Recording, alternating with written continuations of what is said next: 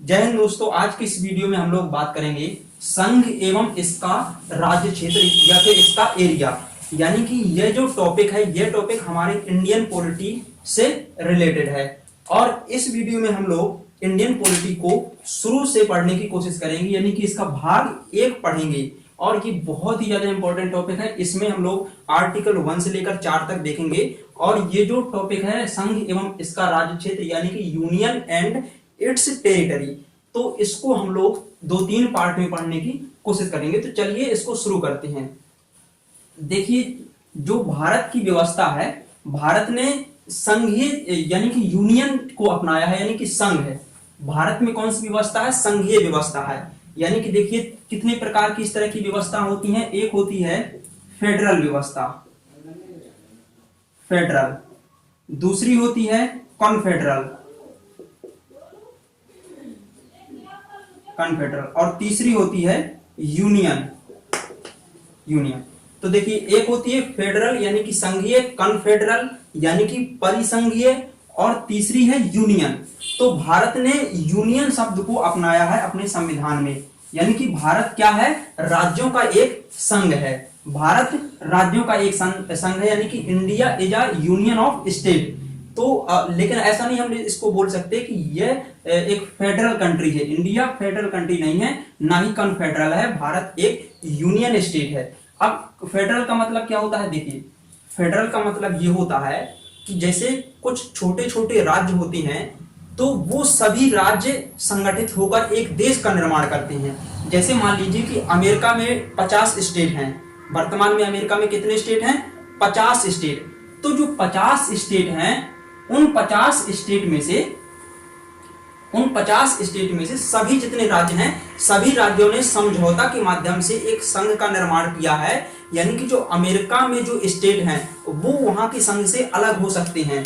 यानी कि अमेरिका में जो स्टेट हैं, वो उनका विखंडन हो सकता है, वो स्टेट अलग अलग हो सकते हैं। जबकि देखिए, कॉन्फेडरल जो है, कॉन्फेडरल का मतलब होता है परिसंघीय।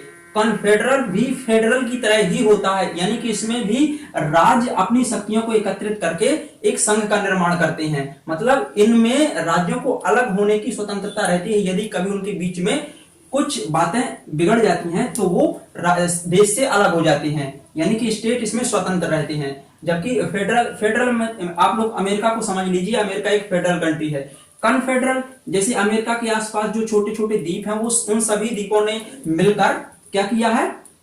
एक देश का निर्माण कर लिया है। जैसे कि कैरेबियन द्वीप समूह है, तो वो जो एक देश का निर्माण करते हैं, तो उनकी व्यवस्था होती है कॉन्फेडरल। ये फेडरल से थोड़ा कमजोर होता है। यानी कि जो फेडरल है वो कॉन्फेडरल का ही थोड़ी अच्छा रूप होता है। और यह व्यवस्था ऐसे देशों में ज्यादा चलती है जहां पर शिक्षा ज्यादा होती है, यानी कि पढ़े लिखे लोगों की यह व्यवस्था होती है। जबकि यूनियन देखिए, ये भी पढ़े लिखे लोगों की ही है, लेकिन यूनियन एक ऐसी व्यवस्था है जो कि विविधता वाले देश में सफल नहीं हो सकती है। जैसे कि भारत में बहुत सारी व्यवस्था है। जैसे साउथ इंडियन में देखेंगे तो उनकी संस्कृति अलग है, उनका पहनावा अलग है। नॉर्थ इंडिया में देखेंगे तो वहां की संस्कृति अलग है। इसके अलावा गुजरात में देखेंगे, नॉर्थ ईस्ट में देखेंगे तो वो पूरी संस्कृति अलग है। तो इस तरह की विविधता वाले देश में यूनियन जो व्यवस्था है, ये ज्यादा काम करेगी। और तीनों का हिंदी अर्थ एक ही होता है। फेडरल का मतलब भी संघीय होता है, कॉन्फेडरल मतलब परिसंघीय, और यूनियन का मतलब भी संघीय होता है। तो हिंदी में इनका मतलब अलग है, लेकिन यूनियन व्यवस्था को भारत ने अपनाया है। देखिए, जो आर्टिकल 1 है हमारे संविधान का, उसको देखिए। जो आर्टिकल 1 है, इसमें क्या कहा गया है? इंडिया अर्थात भारत बजाय राज्यों के समूह के राज्यों का एक संघ होगा। क्या होगा? बजाय राज्यों के समूह के राज्यों का एक संघ होगा। इसमें देखिए 2 नाम दिए गए हैं भारत के। कौन कौन से? एक तो इंडिया और भारत।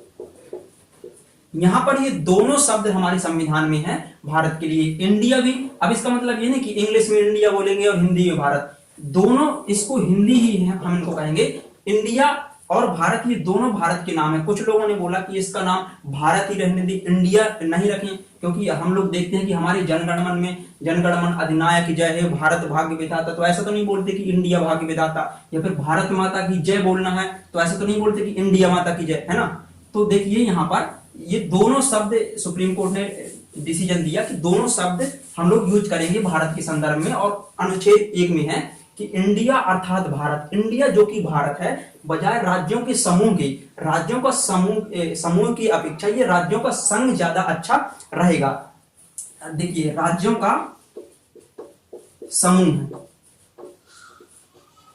राज्यों का संघ।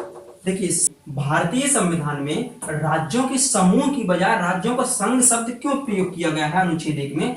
देखिए राज्यों का संघ शब्द यदि हम प्रयोग करते हैं तो इससे एक चीज और स्पष्ट हो जाती है कि भारत में संघीय शासन व्यवस्था प्रचलित है। यानी कि भारत में किस प्रकार की शासन व्यवस्था है? संघीय शासन व्यवस्था। इसीलिए अनुच्छेद 1 में लिखा है कि भारत राज्यों के समूह की बजाय राज्यों का संघ होगा, वरना समूह और संघ दोनों का हिंदी मतलब एक ही है। दोनों समूह भी वही है, संघ भी वही है, एक ही कहलाता है संघ और समूह। लेकिन समूह की जगह संघ शब्द का प्रयोग करना ज्यादा उचित है, क्योंकि इससे भारत की शासन प्रणाली का एक प्रकार जो है वो पता चल जाता है संघ शब्द से। तो भारत में संघीय शासन व्यवस्था है, तो इसलिए यहाँ पर अनुच्छेद 1 में संघ शब्द का यूज किया गया है। तो अब फाइनली मैं आपको बताऊं, यदि कोई आपसे पूछे कि आर्टिकल 1 में क्या है, तो आर्टिकल 1 में है कि भारत यानी कि इंडिया बजाय राज्यों के समूह के राज्यों का एक संघ होगा। भारत अर्थात इंडिया बजाय राज्यों के समूह के राज्यों का एक संघ होगा। बस इतनी सी बात अनुच्छेद 1 में है। अब देखिए अनुच्छेद 1 में और भी एक बात है, उसको भी समझ लीजिए। देखिए अनुच्छेद 1 में क्या है? अनुच्छेद 1 में है आर्टिकल 1 में, देखिए आर्टिकल 1 में 3 तरह के क्षेत्रों को के बारे में बताया गया है। 3 तरह के क्षेत्रों के बारे में। कौन कौन से वो 3 तरह के क्षेत्र हैं? संघीय क्षेत्र, पहला है संघीय क्षेत्र, संघीय क्षेत्र। दूसरा है राज्यों का क्षेत्र। तीसरा ऐसे क्षेत्र जिन्हें किसी भी समय भारत सरकार द्वारा अधिग्रहित किया जा सकता है, जिन्हें किसी भी समय भारत सरकार द्वारा अधिग्रहित किया जा सकता है, मतलब अधिग्रहित किए जाने वाले क्षेत्र, अधिग्रहित किए जाने वाले क्षेत्र। तो देखिए इसको समझिए, संघीय क्षेत्र ये आर्टिकल 1 में ही बताया गया है, इसको समझ लीजिए। देखिए संघीय क्षेत्र वर्तमान में कितने संघ शासित प्रदेश हैं या फिर केंद्र शासित प्रदेश हैं? वर्तमान में 8 केंद्र शासित प्रदेश हैं। पहले कितने थे? 7 थे। तो उसके बाद जो जम्मू कश्मीर को तोड़कर 2 भागों में तोड़कर उसको 2 केंद्र शासित प्रदेश बनाए गए, तो 7 के बाद कितने हो गए थे? 9 हो गए थे। उसके बाद दादर एवं नगर हवेली, दमन एवं दीव, इनको दोनों को एक कर दिया गया, तो फिर 9 के बाद फिर 8 बचे। तो वर्तमान में 8 केंद्र शासित प्रदेश हैं। ठीक है, वर्तमान में 8 केंद्र शासित प्रदेश हैं। और देखिए अब राज्यों का क्षेत्र मतलब कितने राज्य हैं? तो वर्तमान में कितने राज्य हैं भारत में? भारत में वर्तमान में 28 स्टेट हैं। कितने राज्य हैं? 28। अब देखिए अधिग्रहित किए गए वाले क्षेत्र जो यदि हम वर्तमान में देखें तो अधिग्रहित करने वाले क्षेत्र भारत में 0 हैं। यानी कि अभी वर्तमान में ऐसा कोई भी क्षेत्र नहीं है जिसको अधिग्रहित किया गया हो। देखिए आपको पता है कि गोवा को पुर्तगालियों से अधिग्रहित किया गया था। गोवा को जो पुर्तगालियों से अधिग्रहित किया गया था तो तब एक रही होगी यहाँ पर संख्या, यानी कि गोवा को अधिग्रहित किया तो अधिग्रहित करने वाले क्षेत्र 1 हो गए। फिर गोवा को क्या किया गया? 1987 में एक स्टेट बना दिया गया।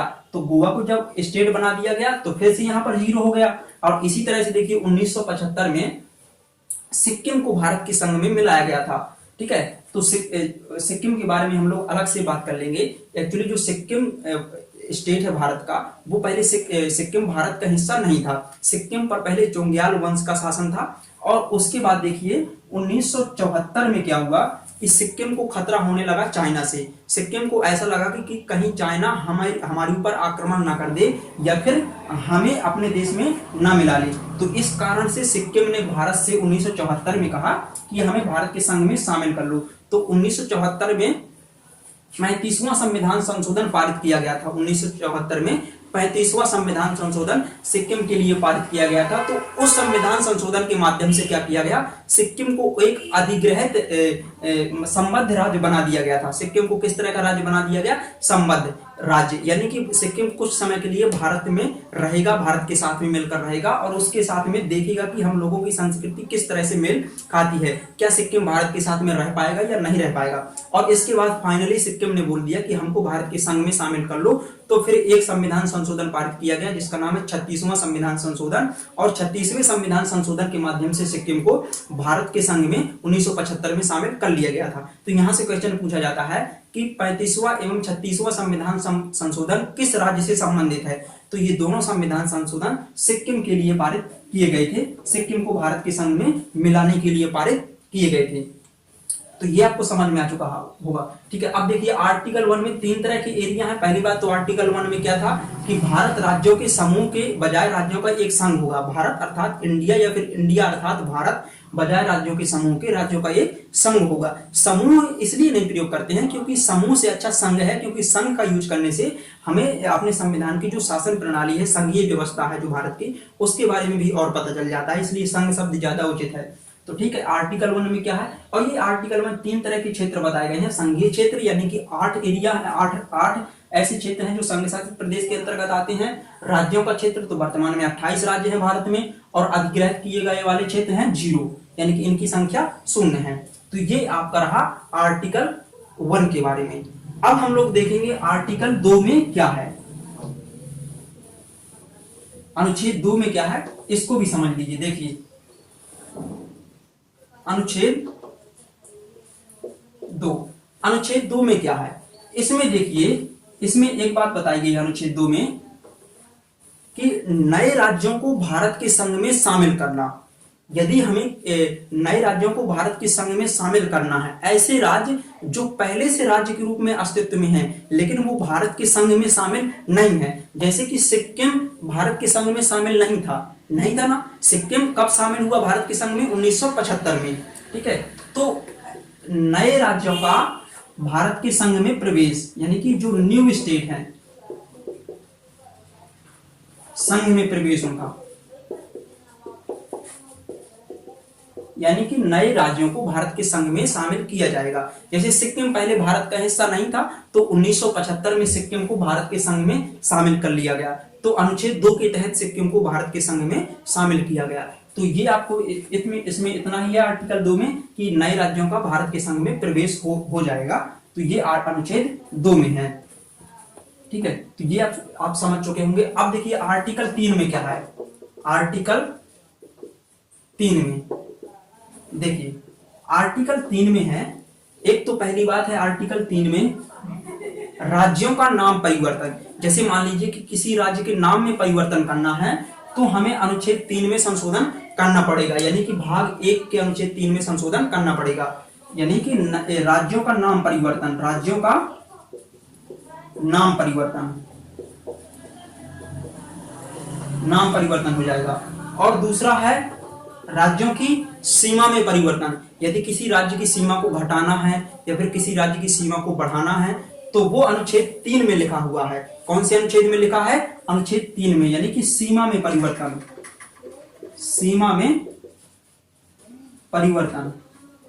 राज्यों की सीमा में परिवर्तन। तो देखिए, राज्यों के नाम में परिवर्तन, राज्यों की सीमा में परिवर्तन, और इसके अलावा नए राज्यों का निर्माण करना। जैसे मान लीजिए कि कोई एक स्टेट है तो उसको 2 भाग में बांट दिया जाए और एक अलग राज्य का निर्माण कर दिया जाए। जैसे कि मान लीजिए कि महाराष्ट्र पहले जो मुंबई राज्य था, पहले मतलब आजादी के टाइम पर कौन सा स्टेट था? मुंबई।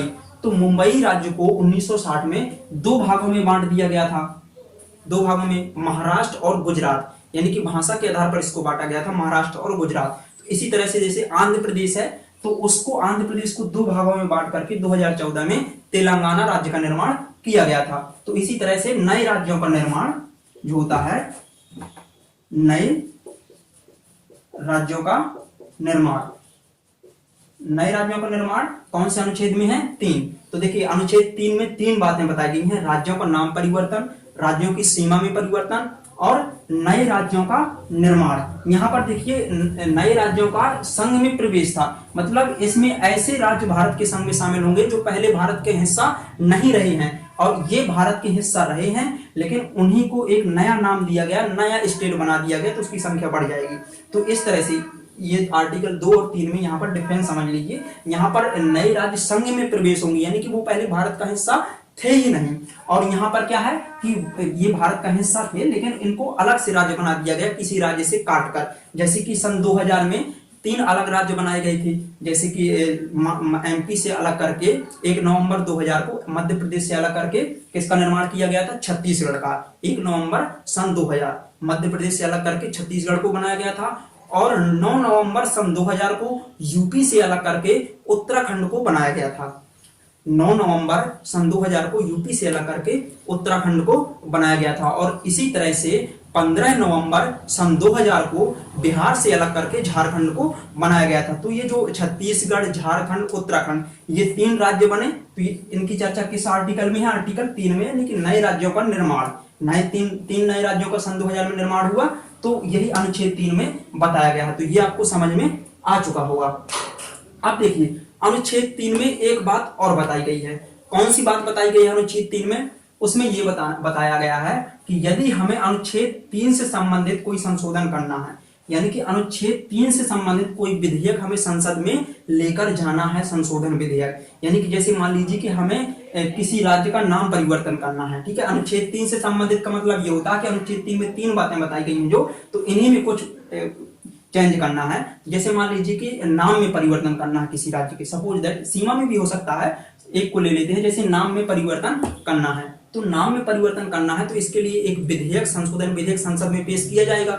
तो वो जो विधेयक संसद में पेश किया जाएगा, वो विधेयक राष्ट्रपति की पूर्व अनुमति से संसद में जाएगा, यानी कि पहले राष्ट्रपति से पूछना पड़ेगा कि हमें फलाने राज्य का नाम परिवर्तन करना है, किसी भी राज्य का हो सकता है, ठीक है, कि हमें उस राज्य का नाम परिवर्तन करना है या फिर उस राज्य की सीमा में परिवर्तन करना है। तो राष्ट्रपति से पूर्व अनुमति मांगेंगे, तो राष्ट्रपति अनुमति उसको देगा, उसके बाद उसको संसद में ले जाया जाएगा, ठीक है। और राष्ट्रपति देखिए ऐसे अनुमति नहीं देगा, राष्ट्रपति उसको अनुमति देने से पहले जिस राज्य का नाम परिवर्तन करना है या फिर जिस राज्य की सीमा में परिवर्तन करना है, उस राज्य कि विधानमंडल से भी पूछेगा राष्ट्रपति। हालांकि यदि उस राज्य का विधानमंडल राष्ट्रपति को मना कर दे, तो राष्ट्रपति के लिए यह आवश्यक नहीं है कि राष्ट्रपति उस राज्य के विधानमंडल की बात माने, यानी कि राष्ट्रपति उस राज्य की विधानमंडल की बात मानने के लिए बाध्य नहीं है, फॉर्मेलिटी के लिए उस राज्य से पूछा जरूर जाएगा। तो ये इतनी बात 3 में, आर्टिकल 3 में याद रखना। आर्टिकल 3 में क्या याद रखना है कि यदि हमें आर्टिकल 3 से संबंधित कोई संशोधन विधेयक संसद में प्रस्तुत करना है, तो उस विधेयक को राष्ट्रपति से पूर्व अनुमति लेंगे, और राष्ट्रपति उस विधेयक को अनुमति देने से पहले संबंधित राज्य के विधानमंडल से मत जानेगा, ठीक है। हालांकि राष्ट्रपति बाध्य नहीं है कि उस राज्य विधानमंडल की मत को वो माने। तो इतना याद रखना, ये अनुच्छेद 3 में है। तो अनुच्छेद 3 में क्या है, राज्यों का नाम परिवर्तन, सीमा में परिवर्तन और नए राज्यों का निर्माण। अनुच्छेद 2 में क्या है, नए राज्यों का संघ में प्रवेश, यानी कि जो ऐसे राज्य जो पहले भारत का हिस्सा थे ही नहीं, उनको भारत का हिस्सा बनाना, जैसे कि सिक्किम को 1975 में भारत का हिस्सा बना दिया गया था, ठीक है। तो ये अनुच्छेद 1, 2, 3 हो गए। अब इसमें जो भाग 1 हम संविधान का पढ़ रहे हैं ना, तो भाग 1 में केवल 4 ही आर्टिकल हैं, आर्टिकल 1, आर्टिकल 2, 3, 4, ठीक है। तो केवल 4 आर्टिकल है भाग 1 में, और ये चारों आर्टिकल पढ़ने के बाद जो भाग 1 में कुछ और कमेटी गठित की गई थी, जैसे फजल अली आयोग, धर आयोग, तो ये जितने भी कमेटी गठित की गई थी उनके बारे में भी हम लोग पढ़ेंगे। और इसके अलावा फिर जो राज्यों का निर्माण हुआ कि सबसे पहले कौन से नए राज्य का निर्माण हुआ, भाषा के आधार पर राज्यों का किस तरह से निर्माण हुआ, जो राज्यों की संख्या बढ़ते बढ़ते 28 हो गई, तो उनके बारे में हम लोग पढ़ेंगे कि कौन सा राज्य कब बना। तो इन सब चीजों के बारे में पढ़ेंगे, तब जाकर कहीं हमारा संविधान का भाग 1 खत्म हुआ। यानी कि जब हमारे संविधान का भाग 1 खत्म हो जाएगा, तब कोई भी ऐसी चीज नहीं बचेगी जो आपको आए ना, यानी कि कोई भी ऐसी चीज नहीं बचेगी जो एग्जाम में आए और आपको ना आए, ठीक है। तो पहले यहाँ पर समझ लीजिए आर्टिकल 3 तक हो गए। एक आर्टिकल इसका लास्ट बचा है आर्टिकल 4। तो आर्टिकल 4 को भी देख लेते हैं हम लोग। आर्टिकल 4 में क्या है, देखिए आर्टिकल जो 4 है, आर्टिकल जो 4 है, इसमें एक बात बताई गई है कि इसमें लिखा है कि यदि हमें संविधान के भाग 1 में संशोधन करना है, यदि हमें इसमें संशोधन करना है, यदि हमें भाग एक में संशोधन करना है तो वो जो संशोधन किया जाएगा वह संशोधन अनुच्छेद 368 के तहत नहीं माना जाएगा। यानी कि 368 के तहत क्यों नहीं माना जाएगा, इसका मतलब इसको समझ लीजिए, ये थोड़ा समझने में टफ है। देखिए इसमें क्या लिखा है कि यदि हमें संविधान के भाग एक में, यानी भाग एक का मतलब ये होता है कि चारों आर्टिकल में से किसी एक, तीनों आर्टिकल यानी ए 1 2 3, यदि तीनों आर्टिकल में से कहीं पर भी संशोधन करना है, चाहे हमें नाम परिवर्तन करना हो, सीमा में परिवर्तन करना हो, नए राज्य का निर्माण करना हो, या फिर आर्टिकल 2 में जो है कि नए राज्यों को संघ में प्रवेश कराना हो, तो कुछ भी करना हो तो वो जो संशोधन किया जाएगा उसके लिए वो संशोधन अनुच्छेद 368 के तहत नहीं माना जाएगा। यानी कि 368 में संशोधन के बारे में बताया गया है कि यदि हमें संविधान में संशोधन करना होता है किसी भी प्रकार का तो वह अनुच्छेद 368 के तहत होता है। लेकिन भाग एक में यदि संशोधन करना है तो वो संशोधन अनुच्छेद 368 के तहत नहीं होगा, बल्कि वह साधारण विधेयक से पारित हो जाएगा, साधारण बहुमत से, साधारण बहुमत से पारित हो जाएगा। देखिए अब इसका मतलब क्या है, देखिए यहां पर समझ लीजिए कि अनुच्छेद 368 में कितने प्रकार से संशोधन होता है, अनुच्छेद 368 में कितने प्रकार से संशोधन किया जा सकता है, यहां पर समझ लीजिए। देखिए अनुच्छेद 368 में जो है उसमें होता है, 368 में जो संशोधन होता है वो दो प्रकार से होता है। एक तो होता है विशेष बहुमत से, और दूसरा होता है विशेष बहुमत प्लस आधे राज्यों के विधानमंडल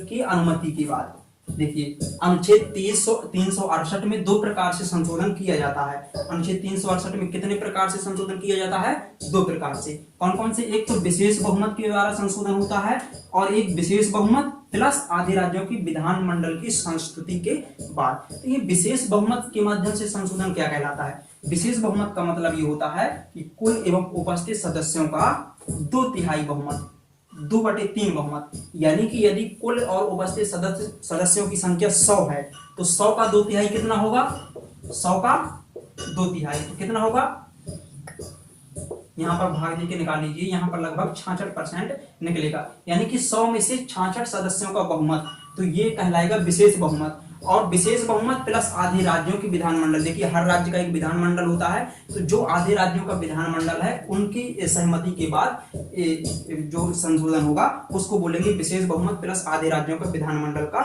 बहुमत। ठीक है, तो ये दो प्रकार से संशोधन होता है अनुच्छेद 368 में। अनुच्छेद 368 में कितने प्रकार से संशोधन होता है, दो प्रकार से।